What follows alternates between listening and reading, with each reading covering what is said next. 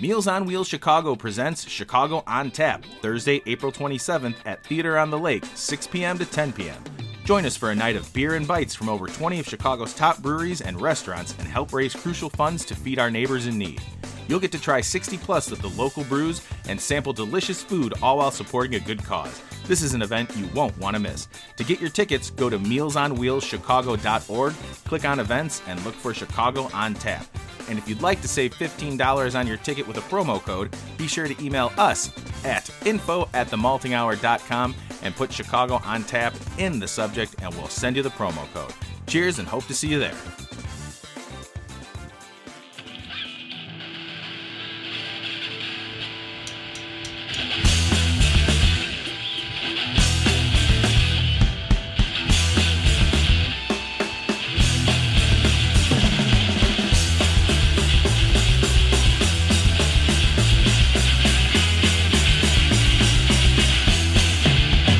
Welcome to the Malted Minis, brought to you by the Malting Hour. I am one of your hosts, Tony Golick, joined always with Brandon Winninger. Brandon, good to see you. Good to see you. I've been seeing you for the last hour and a half. no, it's been probably more than that at this point. We're teetering on the point of an after the final pour at this point. But Brandon, what are we drinking tonight? We are drinking Goose Island's Very Chill Cold IPA. I believe it's a newer beer for them. Oh yeah, I have not seen this except for like the last couple weeks being in stores. Yeah. So the whole idea of the cold IPA, it's like it's hoppy lager basically, from my understanding. If I can, I'm trying to think of other cold IPAs I've had. The cold IPA idea is, to me, one of the best IPA quote unquote ideas that has ever been created. I say that because there have been some other IPA. I mean, hazy IPAs are great. Double IPAs are great. Double dry hopped IPAs, triple dry hop. I've had a fucking quadruple dry hop IPA, which is actually very good. But this to me is, I like the idea of a cold IPA, which is just to me like an IPL, an India Pale Lager type deal. But it's not super hoppy. My idea of a cold IPA, from what I remember of some cold IPAs that I've had, it's more. I think it's meant to be more. And I'm just right now. I'm talking out of just my ass and experience of what I've seen and had. Is that it's sweet like an IPA, not malty. I'm sorry, sweet like a lager. You know, sweetness of a lager, but not super malty like an IPA. But there's that fruity hoppiness. You expect a fruitiness from certain lagers, and then a fruity hoppiness as well. So that's where I feel like a cold IPA comes from. So the website says, Very Chill emphasizes the clean drinking profile of a lager while leaning into the experimental hop profiles of new school IPAs. Equally as crispy and hoppy. Some people call it a cold IPA. Some people call it an India Pale Lager. Fuck, I hit everything. I didn't even read this description. I have nothing in front of me. We call it insanely good. And I would agree. Yeah. This is along the lines of Oni, which is now called... again, don't have my phone in front of me. I don't know if we can say what it's called yet from Old Irving. It used to be Oni. It's going to be something else, but it's their dry hopped lager. I feel like that's along the same lines. Yeah, and this is... It's juicy like an IPA. It's super clean. There's like a small bit of citrus in there that I'm getting. Kind of like a grapefruitiness, but like the hops are super clean, coming through really well, and just making this. Dude, it's clear, like really, really good. Pouring. I mean, holding up to the light, you can see the bottom of the head on the glass, or in the glass. Yeah, say. And I mean, again, for the world of people that want to take a shit on Goose Island for selling out or whatever, go ahead. They're still making fantastic fucking beers. They really are. Like, we have nothing tied to them to even say that. Like, it's clear we are Goose Island fans. And it's been nice to know that, like, even with the AB InBev purchase, that they're still putting stuff like this out. There's a ton of great beers that they put out. And this, when I saw it, the cold IPA, I'm like, oh, I haven't had something like that in a while, except for Oni. Which I don't even know. Like, I'd have to ask Matthew if, like, do they consider that? Does Old Irving consider Oni like a cold IPA, or is it just a dry hop lager? Well, I mean, it's called a dry hop lager. So. Right, but I'm saying, like, oh yeah, like the whole idea, like, is it along that like an IPL type deal? I don't know. I don't get. This to me leans more towards like what Oni does, which is like it's a nice lager. There's a subtle bitterness. It's actually this has less bitterness than Oni. This would have been really good on the spring episode too. That would oh my god, really well. 100%. This might have been my favorite beer if we had to, like we sat together and did it. Yep. It would be neck and neck with Oni and this. And actually, the blonde ale from Midwest Coast was pretty solid. Actually, all those fucking beers are really good that we had. But this is great. It doesn't say what hops on the description, right? It does not. They said new school hops, so I'm wondering if they're leaning more towards like New Zealand hops that give you more of that like fruity, stone fruit, juicy type of flavor and aromas. I do get a nice like citrusy, almost juiciness from it, but it's crisp, it's clean, it's refreshing, it's dangerously drinkable because it's at 7.2%. Yes, like that's insane. That is insane to me. That drinks like a pale ale. I'm sorry, that drinks like an IPA, like what an IPA ABV is supposed to be. But it doesn't come across like an IPA. It comes across like a lager. 100%. This is really good. Yeah, that's insane. And again, like... I'm so happy I have more of these at home. Shout out to the people at Goose that just continue to kill it and crush it with, like, these great beers. And you know, the other thing about Goose, too, that I will say, like, last year we had gotten invited to, like, the release of... the media release. They were talking about the beer hugs and stuff like that, yeah. We got to try a couple of other different things, which were fantastic. But the founder of Goose Island was there, and he was talking about the beers. Like he knows what's going on at Goose Island. And when people talk about selling out, like isn't the American dream? Here's Brandon's rant. Like the American dream is to start a business, to grow your business to where it's envied by enough people to where they want to offer you a lot of money to buy your business. So not cut you off real quick. So not even that, but you're making a business that you're successful at it, where you don't have to worry about anything else, whether it be you're still running it or you are selling it off.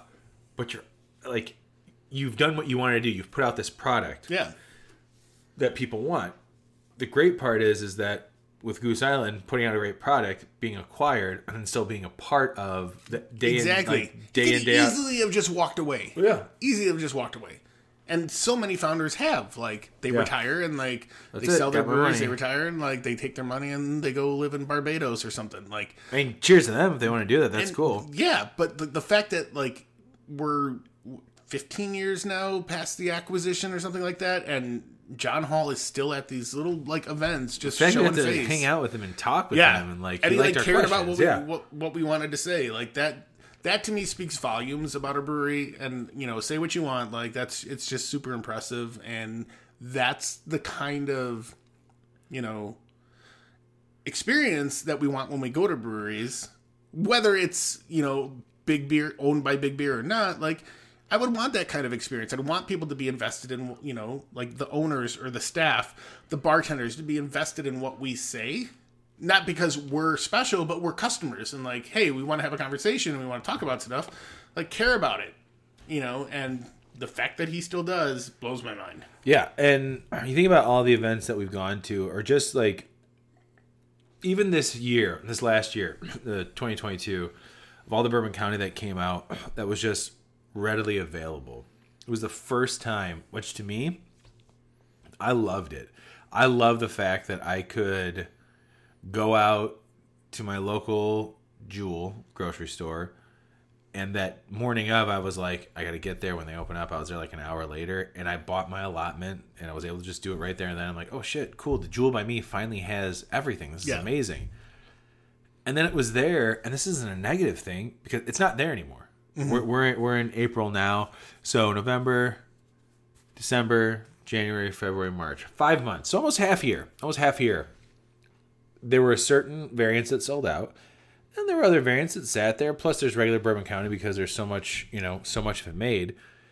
Like, there was so much made this year, and people were talking shit like, "Oh, it's a shelfie now. Like, no one wants to get it or whatever." And I think some places jumped the gun and they're like, "We're going to discount this." Where it's like, if you want, I mean, that's people will buy it up for sure. But not only that, like the same people that were saying that it's a shelfie were like, they were the ones that were in line to get it right away. And now they're feeling butthurt that they waited, like that they ran around all the morning of. When you probably could have hit one spot and been done with it. And you weren't butthurt. You won the lottery. And then I told you that morning. I was like, oh, yeah, I went and got it. And you're like, oh, cool. And like, so you got it. That same day, like, I won the allotment from Binny's. I walked into Jewel. Jewel had them all on the floor. Yeah. Not on the floor. They were all behind the case, the Jewel by me. And I was like, okay, well. Isn't that what you want, though? Isn't that what you want? Like, for it to be readily available? Like, there is, like, this romantic fucking idea of like if you're not hunting for it, it's not worth getting. Exactly. The hunt is worth it, and that's fine. If you want to fucking spend $100 on a 12-ounce bottle because the brewery says that they spent money on the wood and the bag and the packaging, and you want to fucking keep rating that as the number one beer of all time, go right ahead, please. Please go right ahead. I have no problem going to my local liquor store. I could go right now to a place and get regular Bourbon County and be happy with it. And there's still some variants also from years before because they keep swapping them out. Yeah. And it's Garfield's, by the way. Garfield's there in Harlem. You could go to Binny's right now, the one in Portage Park. 4-packs. Well, not even that. They've still got the specialty bottles, like the ones in the boxes. There's still a good amount of those that they keep putting out every once in a while. Why is that a bad thing that it's available? Yeah. Like, I'd rather do that to know that it's available, and I'm still going to pay, like, the 4-packs, I think they brought down a little bit, to have it on sale, because they still have them sitting around. I think it went from, like, $40 to, like, maybe $35 or $30. Yeah. Whatever. That's still, like, the 12-ounce. People spend more money on stupid shit than what they're spending on the Bourbon County stuff.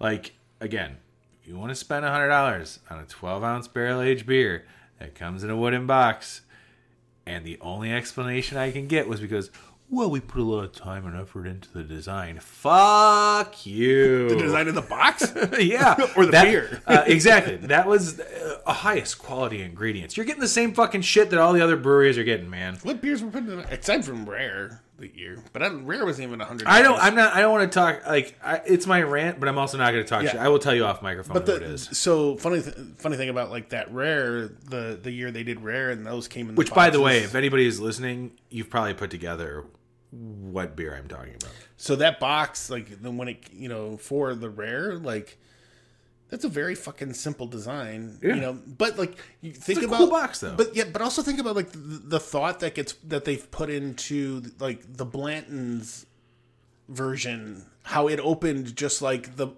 Blanton's bottle, and they gave you the little horse with it. That is now a decoration on my Christmas tree. Yeah, like. Yeah, it's funny. Like, people like to get hung up on stuff like that. Like, I get it. Like, if I was one of the first people that was hunting Bourbon County, I might be a little like, oh, whatever. But I'd also be like, cool, I could sleep in after Thanksgiving.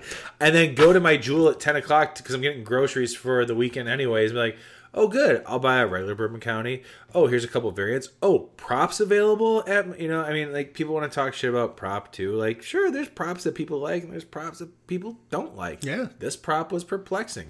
I actually really enjoyed it. It's very good. Yeah, just because, you used to spend your fucking Thanksgiving, finishing dinner with your family at 4 o'clock and running over to Binny's on Lincoln to go sit in a tent for 12 hours. 12 plus hours. Yeah. To possibly get it, you're not a war hero. You didn't survive some fucking travesty. Like, it was fun. You did stupid shit because you thought it was gonna give you some high profile with your friends. You could dick swing your bottles and be like, look what I got pneumonia for. Like, and look, and I'm not knocking the people that did it because that's how it was done back then. If you wanted a chance to get the bottles, that's what you had to do. Yeah, and if you did it, that's great. And then now it's a great way to appreciate that it's readily available. And other states are getting it. It's so cool. It's not the way anymore. Like, there's easier ways to get it.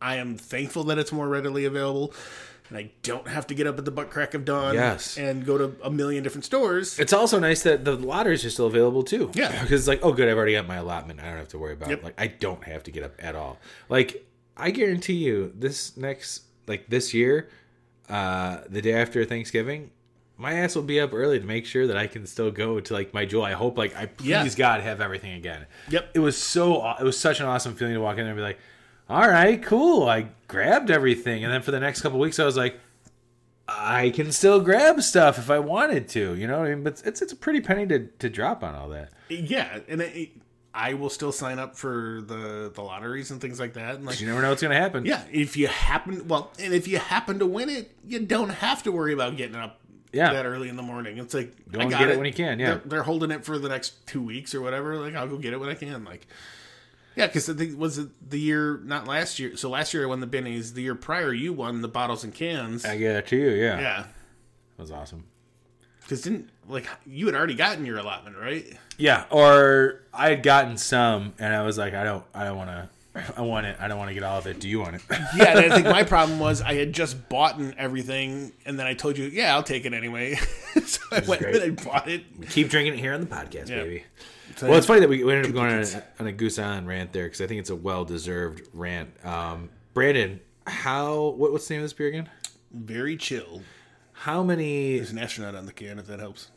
How many icicles... No, wait. Yeah, icicles. How many icicles would you give this? I'm going solid 4. Yeah, I think I'm going to go 4.3, 4.4 on this. Only because of the style. Again, it's not like, I don't know if this will be on my Maltese, but like style-wise, like this is a very drinkable beer. Again, almost like Zombie Ice, it was 8.5, and we were both like, holy shit. Or was Dan a part of that too? Yeah, Dan was. Like, we were all like, wow, this is kind of an insane, like, how is this so drinkable? Yeah. 7.2% for like a beer like this is very dangerous. Very dangerous, but also very delicious. So having one of these, maybe a barrel-aged beer afterwards at Goose Island, sounds like a good time to me. Agreed. What about you? I can get behind that. You already told me. Yeah, 4. 4 icicles. You guys, this is more, again, it's more like an after the final pour than anything. We're on episode 3 of the evening. Yay. Cool. Brandon, I love you, man. Love you too, bud. I love doing these multi-minis there, like after the final pours, and we don't know the difference. We'll see you guys next week. Bye. Bye. This has been The Malting Hour. Be sure to follow us on all social media by searching The Malting Hour and at themaltinghour.com. You can also follow us individually on social media. Brandon can be found on Instagram as BMDub81, on Twitter, BDub81, and on Untapped as BDubDrinksBeer. Tony can be found on Instagram and Untapped under Ace of Help Chicago, on Twitter, The Ace of Help Chicago. Clark can be found as Clarkowski on all 3. Dan can be found on Instagram as hip__hops and hip hops on YouTube. Be sure to subscribe, like, and rate the show on your preferred podcast listening platform. Until next time, cheers from all of us at The Malting Hour.